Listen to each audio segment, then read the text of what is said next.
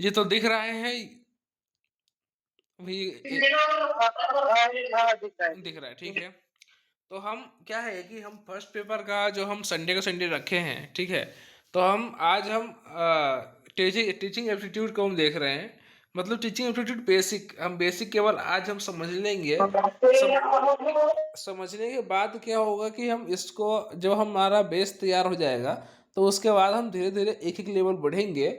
और अब क्या होगा कि संडे को तो पेपर रहेगा, और जो हम बाकी दिन जब हम सेकेंड पेपर करते हैं तो उस टाइम में हम 5 से 10 मिनट के बीच, 10 मिनट में हम फर्स्ट पेपर के हम के भी एक थोड़ा सा कोई एक लेवल या कुछ कोई एक थ्योरी लेकर हम देखेंगे, जैसे कि ब्लूम का टेक्सोनोमी हो गया। तो ये सब हम एक एक टॉपिक करके हम देखेंगे 10-10 मिनट में, ठीक है। तो सबसे पहले यहाँ पे टीचिंग एप्टीट्यूड, मैंने पहला दिन ये समझाया था कि टीचिंग एप्टीट्यूड मतलब क्या होता है और एटीट्यूड मतलब क्या होता है, समझाया था।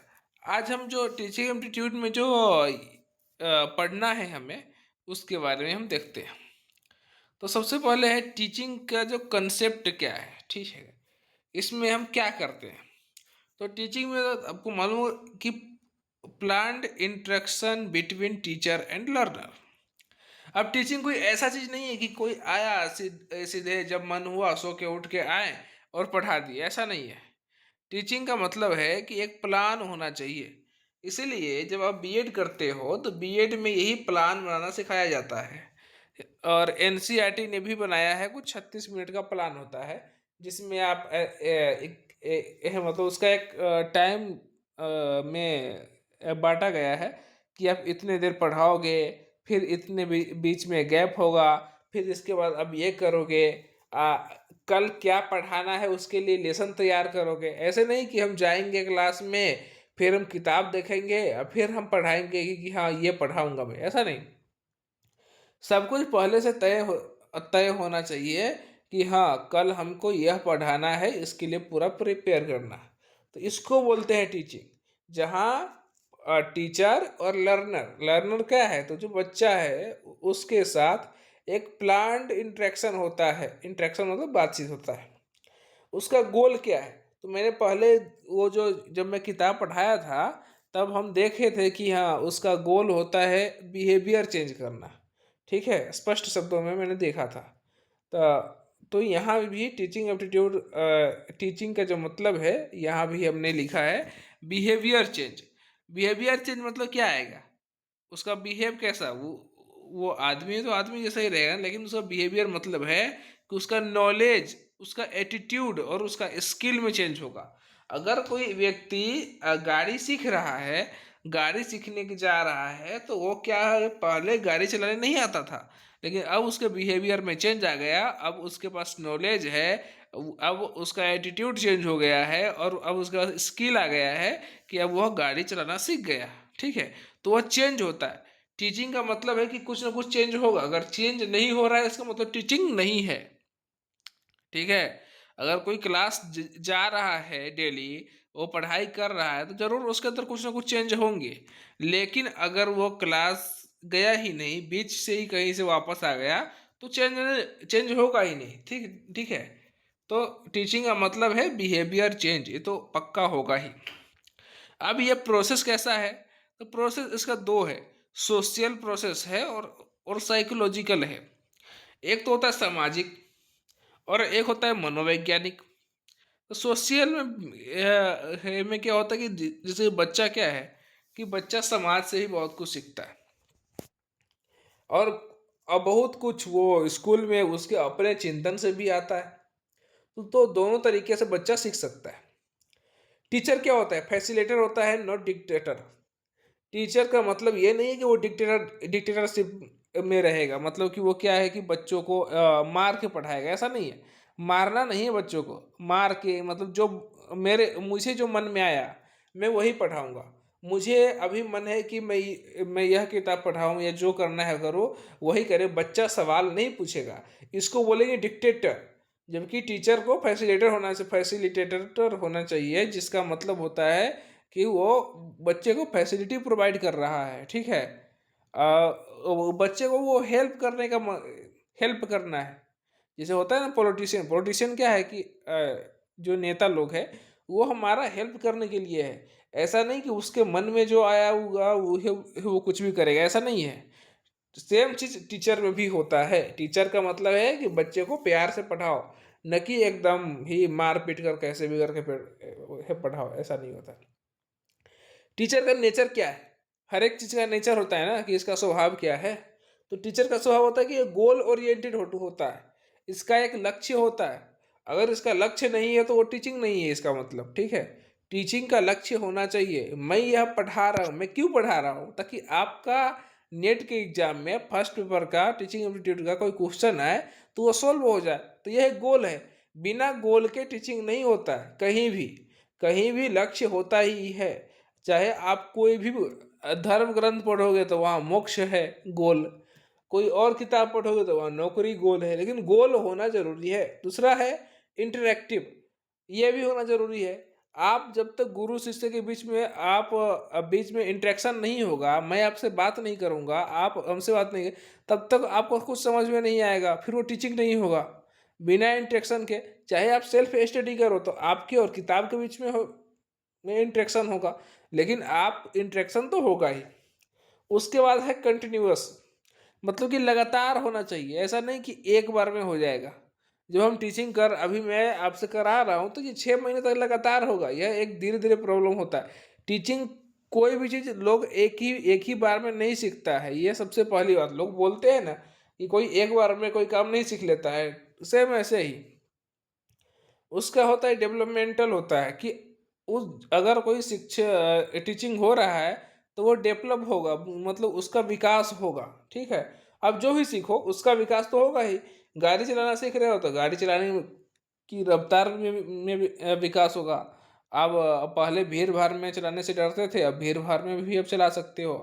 आप मैथ बना रहे हो तो पहले छोटे सवाल भी नहीं बनते थे, अब ज़्यादा वो बड़े सवाल भी बनना शुरू हो गया है। तो डेवलपमेंट तो होगा ही। और चौथा है ये पांचवा है आर्ट और साइंस। टीचिंग क्या है? टीचिंग एक कला है। यहाँ पे आर्ट साइंस वो नहीं लेना है जो 11th में हम चूज करते हैं। यहाँ क्या है, टीचिंग एक विज्ञान भी है और कला भी है। विज्ञान क्या है? तो विज्ञान ये है कि जब तक आप खुद सही से नहीं पढ़े हो, आपको खुद नहीं आता है, तो आप बच्चे को कैसे पढ़ाओगे, ठीक है। तो ये क्या है, साइंस है कि अगर आपको टीचिंग करना है तो आपको पढ़ाना तो अब खुद को आना चाहिए वो चीज़। मैं मैथ समझा रहा हूँ तो मुझे मैथ आनी चाहिए, अगर नहीं आएगा तो मैं कैसे बताऊंगा, ठीक है। और दूसरा है आर्ट। आर्ट मतलब कला होता है। नहीं तो बीएड, बीएड क्यों होता? हर पढ़ा लिखा तो हर कोई होता है, ठीक है। लेकिन सिर्फ पढ़े लिखे से नहीं, उसके अंदर कला होना चाहिए। बच्चे को कैसे प्यार से हम समझाते हैं ये भी मालूम होना चाहिए, ना कि हम केवल हम हमको तो नॉलेज बहुत है, लेकिन हम अगर बच्चा को सिखा ही नहीं पाएंगे तो वह नॉलेज किस काम का। लेकिन इसलिए हमें वो टीचिंग क्या है, एक आर्ट है। तो ये ध्यान रखनी है आपको। उसके बाद आता है कि टीचिंग है। और जो मैंने पहले ये क्या बोलते हैं उसको गाड़ी चलाने के लिया है, तो उसमें जब आप जिम जाते हो तो जिम में क्या है, ट्रेनर होता है, वो सिखाता है कि हाँ ट्रेनर ये जिम जाओ, स्विमिंग जाओ। तो उसको शिक्षक तो नहीं बोलते हो ना। है, काम सेम है, लेकिन समाज में अलग अलग काम को, टीचिंग के ही अलग अलग चीज़ों को नामकरण अलग अलग किया गया है। जैसे कि मान लो कि आप कोचिंग पढ़ रहे हो तो आप मुझे टीचर नहीं कहोगे, ठीक है। आप ये, आपका मैं कोच हुआ ऐसा मान लो। कोई वो क्या बोलते हैं उसको, जैसे कि कोई क्रिकेट खेल रहा है तो उसका कोच होता है, तो उसको टीचर नहीं बोलते। काम तो वही कर रहा है, काम सिखा ही रहा है वो भी, लेकिन उसको हम कोच बोलेंगे। तो ऐसे नाम चेंज होता है। 3 4 वैरायटी हैं। तो पहला टीचिंग मतलब समझ गए, जो बच्चे को पढ़ाते हैं। अब आता है ट्रेनिंग, ट्रेनर, ठीक है। तो टीचिंग वर्सेस ट्रेनिंग। टीचिंग क्या होता है? टीचिंग में हम क्या करते हैं, हम पढ़ाते हैं, थ्योरी पढ़ाते हैं, हम मैथ बनवा रहे हैं आपको। हम ये टीचिंग एप्टीट्यूड में आपको पढ़ा रहा हूँ। तो ये सब आएगा किस में?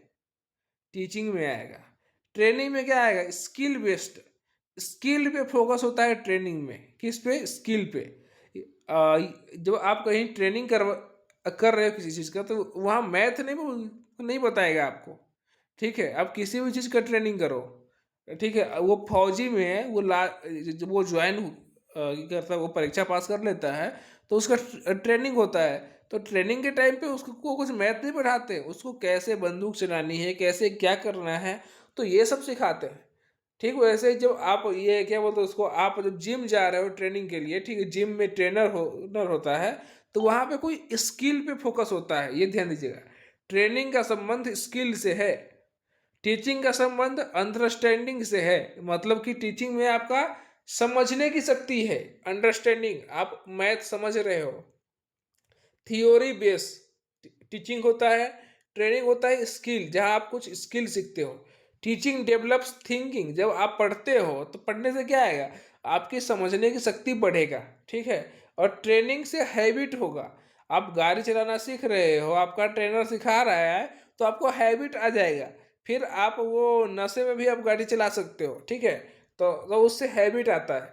तो ये टीचिंग और ट्रेनिंग में ये फर्क समझ गए होंगे। ठीक है, तो ये फर्क समझना है, क्योंकि ये डायरेक्ट क्वेश्चन नहीं आता है, लेकिन अगर आप ये समझे रहेंगे तो इनडायरेक्ट बहुत सारे क्वेश्चन आता है। ठीक है, तो ये ध्यान देने वाली बातें हैं।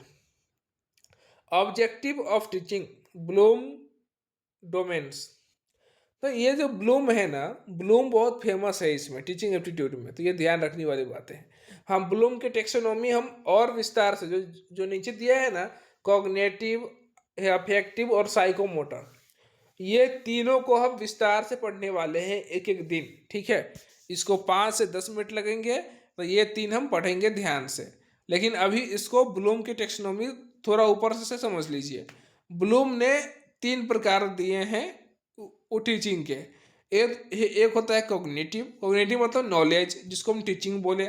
एक होता है अफेक्टिव, एटीट्यूड और वैल्यू। ठीक है, वो अलग है, जिससे आपका एटीट्यूड चेंज होता है, तो आपका वैल्यू में कुछ चेंज आते हैं। और तीसरा है साइकोमोटर। साइकोमोटर मतलब स्किल, जो अभी हमने ट्रेनिंग पढ़ा ना, ट्रेनिंग जो मैंने पढ़ा, तो वो ट्रेनिंग का इन्होंने साइकोमोटर नाम दिया है। ठीक है, और टीचिंग को नॉलेज और अफेक्टिव एक अलग से आता है। तो ये तीन समझिएगा, तो ये तीन के तीन जब आए, कॉग्निटिव डोमेन, अफेक्टिव डोमेन और साइकोमोटर डोमेन, ये तीन डोमेन जो है ब्लूम ब्लूम ने दिया है, और इसलिए इसको हम ब्लूम के डोमेन्स बोलते हैं। ठीक है, पहली बात ये समझ जाइए। अब इन तीनों के भी कई प्रकार हैं। ठीक है, प्रकार मतलब एक टेक्सोनोमी है, मतलब वो क्रम से है। ठीक है, कॉग्निटिव में है जैसे कि नॉलेज है, कंप्रीहेंशन है, एप्लीकेशन है, ऐसे करके आता है। ठीक है, तो ये तीन के तीन हम बाद में पढ़ने वाले हैं। अभी बस इतना ही समझिए। कॉग्निटिव मतलब होता है संज्ञानात्मक, आपका दिमाग से जुड़ा हुआ है। अफेक्टिव मतलब एटीट्यूड, आपकी एटीट्यूड से जुड़ा हुआ है। और साइकोमोटर मतलब स्किल। तो ये तीन समझ जाइए, ये तीनों ब्लूम ने दिया है। इन तीनों को मैं इन तीन में से एक कॉग्निटिव कल देखेंगे, अफेक्टिव और साइकोमोटर हम बाद में चर्चा करेंगे इसके ऊपर।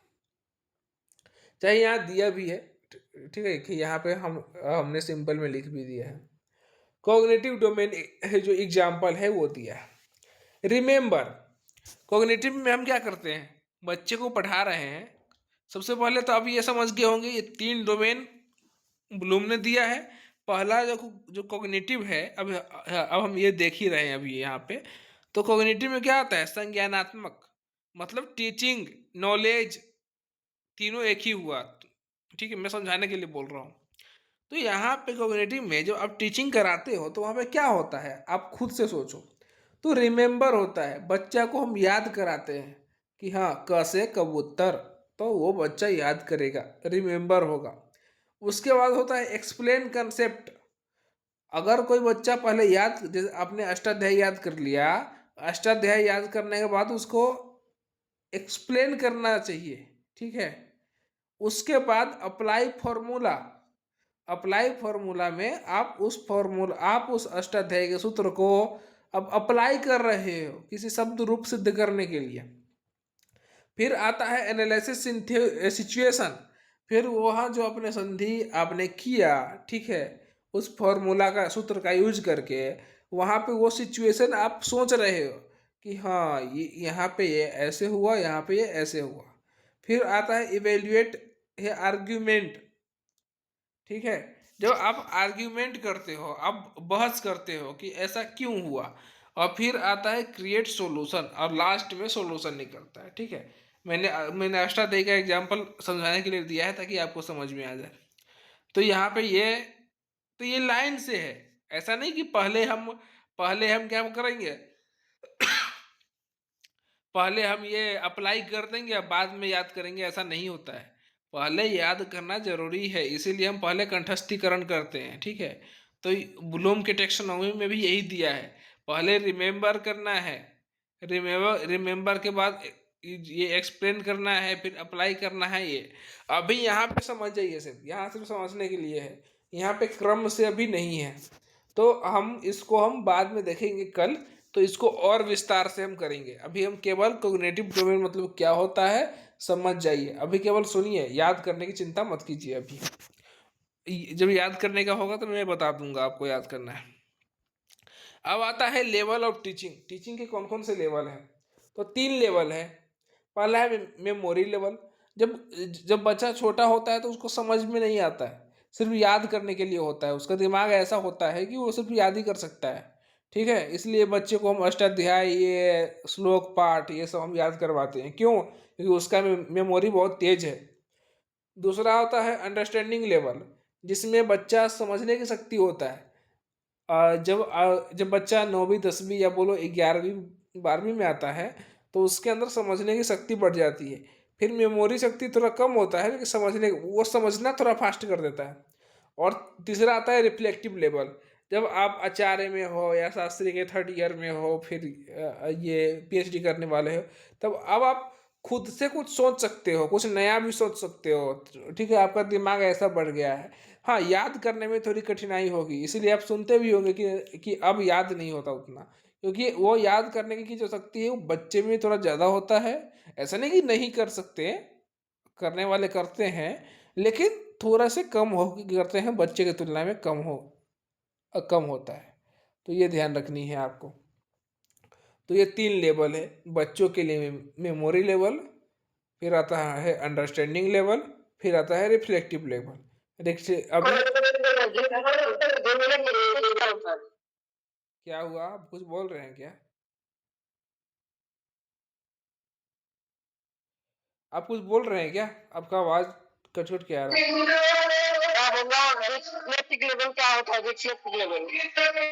रिफ्लेक्टिव लेवल, हाँ ओके। रिफ्लेक्ट मतलब रिफ्लेक्ट करना। रिफ्लेक्ट को मैं हिंदी में क्या बताऊं, इसका हिंदी तो मुझे याद है नहीं, क्योंकि ये जो इंग्लिश मैं समझा रहा हूँ, 1 मिनट आप अपना वो म्यूट कीजिए, मैं आपको समझा दूंगा। क्योंकि रिफ्लेक्ट को वो क्या बोलते हैं उसको हिंदी में भी, अब तो क्या है कि खिचड़ी हो गया है, तो हिंदी में भी रिफ्लेक्शन ही बोलते हैं, रिफ्लेक्ट कर गए हैं, ऐसा है। अब तो इंग्लिश बोलते हैं, लेकिन मैं इसका मतलब क्या होता है मैं वो समझाता हूँ।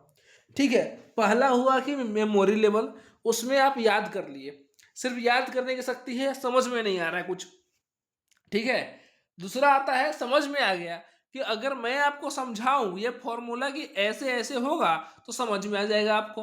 तीसरा होता है रिफ्लेक्टिव लेवल, कि मैं आपको बता रहा हूं कि भाई ये आप यहां से यहां जाओ, ऐसे ऐसे जाओ, ले, लेकिन फिर आपके दिमाग में कुछ नया आइडिया आया कि नहीं सर, हम ऐसे भी तो जा सकते हैं।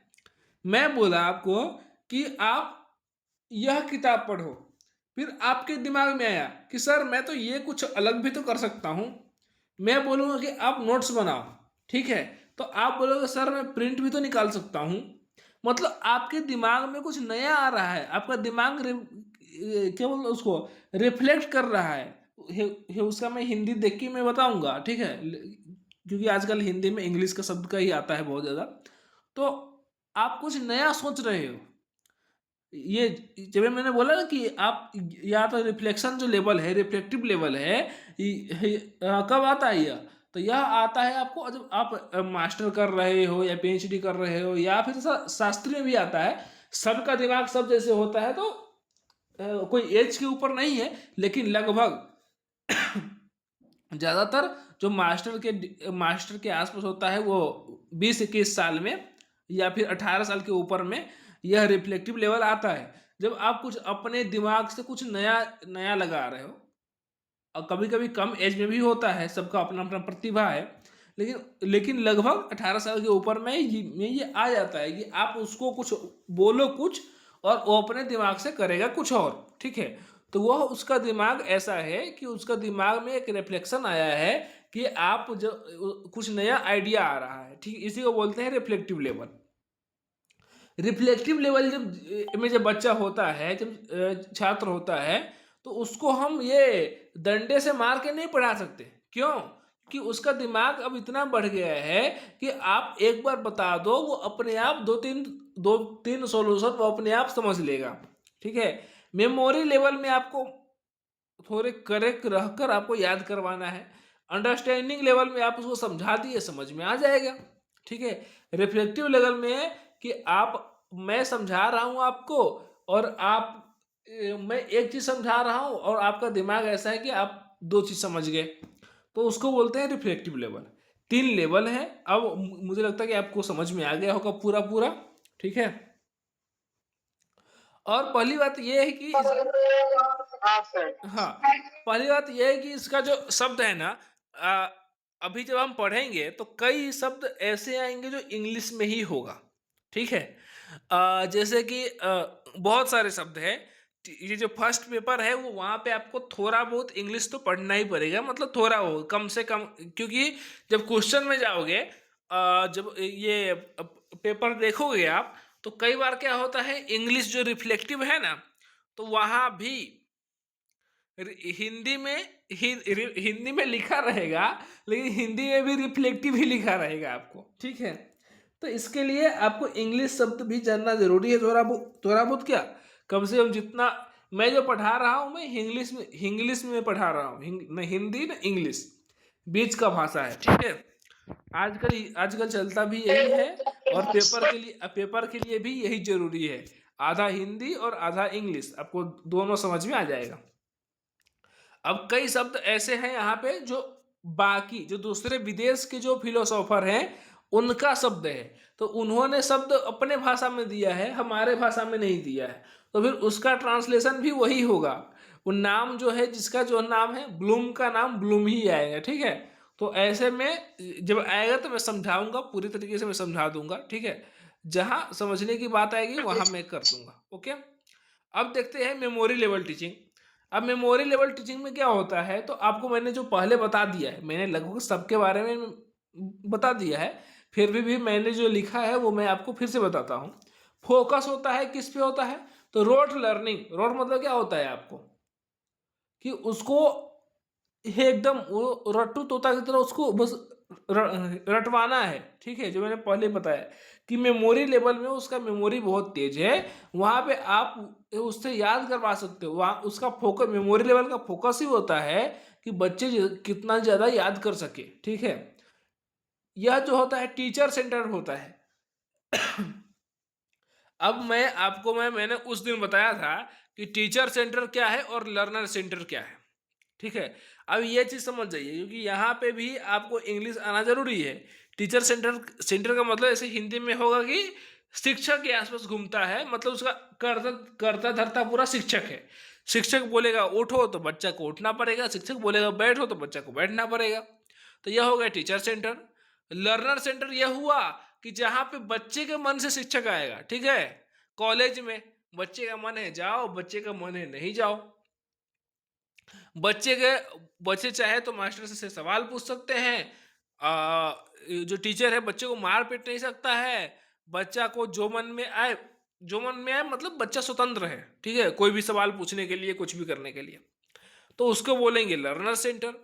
तो लेकिन जो मेमोरी लेवल होता है ना, वहाँ पे टीचर सेंटर होता है। मतलब टीचर बोले उठने के लिए तो बच्चे को उठना पड़ेगा। क्यों? क्योंकि वहाँ बस याद करवाना है बच्चे से। उसको डरा के धमका के आप कैसे भी करके उससे याद करवाओ। अष्टाध्यायी जब कंठस्थ करवा रहे हो बच्चे से, वहाँ समझना नहीं है, वहाँ बच्चा क्या सोच रहा है उससे फर्क नहीं पड़ता। वो बच्चा याद कर ले उससे फर्क पड़ता है। ठीक है, तो ये हो गया टीचर सेंटर। जब टीचर सेंटर होगा तो लर्नर क्या होगा? पैसिव होगा, ऑटोमेटिक हो जाएगा। क्योंकि जब शिक्षक ही करता धरता है, जो बच्चा है तो बच्चा क्या हो गया? पैसिव हो गया, मतलब निष्क्रिय हो गया। पैसिव मतलब होता है निष्क्रिय, एक्टिव मतलब होता है सक्रिय। तो टीचर सेंटर में सक्रिय कौन होगा? टीचर होगा। ठीक है, बच्चा क्या होगा? निष्क्रिय होगा। तो ये ध्यान में रखनी है। इवेल्युएशन होगा, रिकॉल मतलब क्या होता है? बार बार स्मरण करना। रिकॉल, कॉल मतलब पुकारना, री मतलब फिर से, रिकॉल मतलब बार बार एक ही चीज को दोहराना। अष्टाध्यायी पढ़ रहे हो तो उसको बार बार पढ़ो ताकि वो समझ में आए। इसी को बोलते इवेल्युएशन। इवेल्युएशन मतलब मूल्यांकन। मूल्यांकन कब होगा? जब कोई अष्टाध्यायी याद कर लिया तो जब हम मूल्यांकन करेंगे तो क्या लिखे, बुलवाएंगे उससे कि हाँ भाई बता, ये दूसरा पाद, पहला अध्याय का दूसरा पाद का सूत्र बता। तो मैं पूछूंगा तो वो बताएगा। इसी को बोलेंगे इवेल्युएशन। MLT example. एमएलटी में क्या है?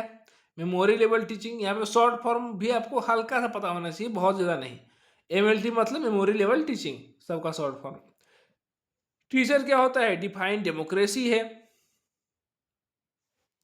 Student repeat definition. अब यहाँ पे एग्जाम्पल दिया है। एग्जाम्पल क्या दिया है? मेमोरी लेवल में अब कोई शिक्षक आया, वो डेमोक्रेसी क्या है, लोकतंत्र क्या है वह बताया, लोकतंत्र का परिभाषा बताया। तो बच्चा क्या करेगा? यहाँ पे समझेगा नहीं, समझना नहीं है, क्योंकि वो मेमोरी लेवल में है। अभी 2-3 साल, 3 साल का बच्चा, 4 साल का बच्चा, 5 साल का बच्चा क्या समझेगा? चाहे वो पहले दूसरे क्लास के बच्चा, वो क्या समझेगा लोकतंत्र क्या है? वो सिर्फ याद करेगा।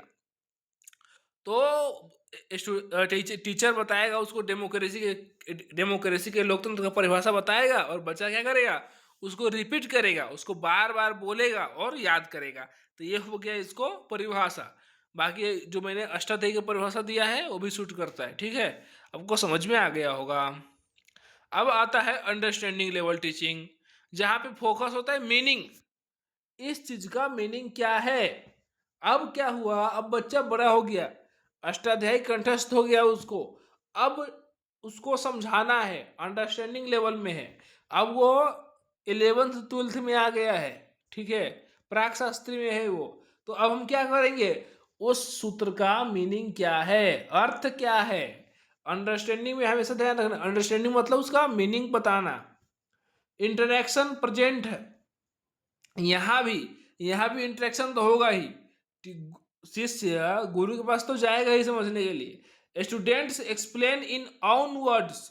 अब क्या था, वहां पे जो किताब में लिखी है वही बताना है, लेकिन अंडरस्टैंडिंग, समझने में क्या होगा कि बच्चा उस सूत्र का व्याख्या अपने शब्दों में करेगा। अपने शब्दों मतलब वह सूत्र का क्या काम है, कहाँ से आवृत्ति आ रही है, वो अब याद नहीं कर रहा है उसको। ठीक है, वह सूत्र समझ लिया कि हाँ यह सूत्र का यह काम है, हो गया। अब उसका व्याख्या अब वो अपने मन से कर सकता है, अपने मन से अपने शब्दों से कर सकता है वो। इवेल्युएशन मतलब इंटरप्रिटेशन होगा, कि वहाँ पे अगर वो बच्चा किसी चीज के बारे में हमने बोला कि भाई इको एनर्जी जो सूत्र सूत्र है उसके ऊपर आप लिखो अपने शब्दों में, तो वो बच्चा लिखेगा। वहां पे अगर कुछ गलती हुआ तो हम उसको क्या करेंगे? सुधारेंगे। तो ये हो गया अंडरस्टैंडिंग लेवल। इसका एग्जाम्पल क्या है? व्हाई डेमोक्रेसी इंपॉर्टेंट, लोकतंत्र इतना महत्वपूर्ण क्या है? तो स्टूडेंट क्या करेगा? यहाँ पे अलग अलग रीजन देगा, अलग अलग कारण देगा, जिसके का अलग अलग कारण देकर उसको व्याख्या करेगा। यहाँ पे स्टूडेंट पहले में क्या था? मेमोरी लेवल में डेमोक्रेसी क्या है, लोकतंत्र क्या है, सिर्फ याद करना है। दूसरे में लोकतंत्र क्यों महत्वपूर्ण है, तो ये क्या करेगा? ये समझाएगा बच्चा अपने शब्दों में। तो ये हो गया अंडरस्टैंडिंग लेवल। अब आता है रिफ्लेक्टिव लेवल, ये हाईएस्ट है। इसमें क्या होता है कि बच्चा प्रॉब्लम को सॉल्व करता है। मैंने बताया ना कि उसके माइंड में खुद ही प्रॉब्लम सॉल्विंग का चीजें आ जाती है। क्रिटिकल थिंकिंग, क्रिटिकल मतलब बहुत ही, क्या बोलते उसको, क्रिटिकल मतलब होता है बहुत ही सूक्ष्म, या फिर ऐसा बोलो कि बहुत ही डीपली वो सोच सकता है, ठीक है। अ, फिर होता है स्टूडेंट सेंटर्ड। यहाँ पे आता है स्टूडेंट सेंटर में होता है, मतलब जो कि जो मास्टर है अब वो स्टूडेंट के वो आगे पीछे घूमेगा, बच्चा नहीं, अब बच्चा स्वतंत्र है। इसका एग्जाम्पल क्या है, तो should India change voting system discuss. अब क्या आया, पहले तो हमने सीखा लोकतंत्र क्यों महत्वपूर्ण है। अब बच्चा क्या विचार कर रहा है कि क्या इंडिया में वोटिंग जो सिस्टम है उसको चेंज करना चाहिए। अभी आप कुछ सोच रहे हो, मान लो कि आपने कुछ सोचा कि क्या है ये जो मोबाइल है, मोबाइल क्या खराब है क्या मैं कुछ नया बना सकता हूँ, कुछ नया आविष्कार कर सकता हूँ, ऐसा कुछ भी सोच रहे हो, ठीक है। आप वहाँ से कहीं, अब मान लो दिल्ली से बंगाल गए हो घर पे, तो वहाँ पे आपने उन्हें रास्ते में भी बहुत कुछ सोचा होगा। किसी को अगर बिजनेस करते देखा होगा तो आप ये भी अनुमान लगाते होंगे कि अरे इसका दुकान इतना चलता है, वो इतना कमा लेता होगा, तो हम भी कर सकते हैं क्या। तो ये जो सारा सोच है ये क्या है, रिफ्लेक्टिव लेवल में है, कि हम सोच सकते हैं ये इतने सारे चीज। हम क्या है कि रास्ते में अगर हम किसी को देख रहे हैं कि हाँ, चाहे रील्स में, ये में, वीडियो में, कहीं भी, कि हाँ कोई देख रहा है कि हाँ पानी पूरी वाला वो दिन का 2000 कमा रहा है, तो हम भी सोचेंगे कि हाँ ये हम भी कर सकते हैं क्या। फिर वो कर रहा है कि वो सही कर रहा है कि गलत कर रहा है। तो ये जो सब जो सोचना है, जो इतना हम डीप लेवल पे कुछ अलग सोचते हैं, सबसे अलग सोचते हैं, तो वह होता है रिफ्लेक्टिव लेवल में, ठीक है। अब फिर से एक बार शॉर्ट में बता रहे हैं, एमएलटी जो मेमोरी लेवल है उसका मतलब होता है रिकॉल, बार बार एक ही चीज को दोहराना जिससे याद होगा। अंडरस्टैंडिंग में होगा कि कंप्रिहेंशन होगा। जो आपका नेट के पेपर में वो फर्स्ट पेपर में भी और सेकेंड में भी, जो लास्ट में आता है वो पैराग्राफ, पैराग्राफ पढ़ के लिखना, वो किस लेवल में है, वो अंडरस्टैंडिंग लेवल में है, क्योंकि आप वहां पे पढ़कर समझ कर लिखते हो। वहां कुछ अपने दिमाग से नहीं सोचना है, ठीक है। जो पैराग्राफ में लिखा है वही आपको आंसर में लिखना है, तो इसको बोलेंगे अंडरस्टैंडिंग लेवल, ठीक है। और जो है लास्ट में आता है रिफ्लेक्टिव लेवल, मतलब क्रिटिकल थिंकिंग, मतलब कि आप कुछ अपने से कुछ भयंकर ही सोच रहे हो, ठीक है, भयंकर, तो उसको बोलेंगे क्रिटिकल थिंकिंग। अब ये आता है कि गुड, जो अच्छा टीचिंग होता है ना, अच्छी टीचिंग का वो क्या बोलते हैं, उसको लक्षण क्या क्या है। ये कार करके क्या हुआ, ये काल करेंगे या आज करेंगे। अच्छा ये कल करेंगे ऐसा बोल रहे हो आप।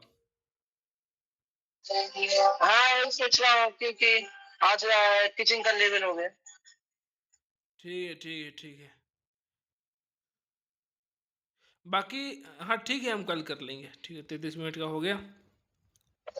ओके। हाँ हाँ हाँ।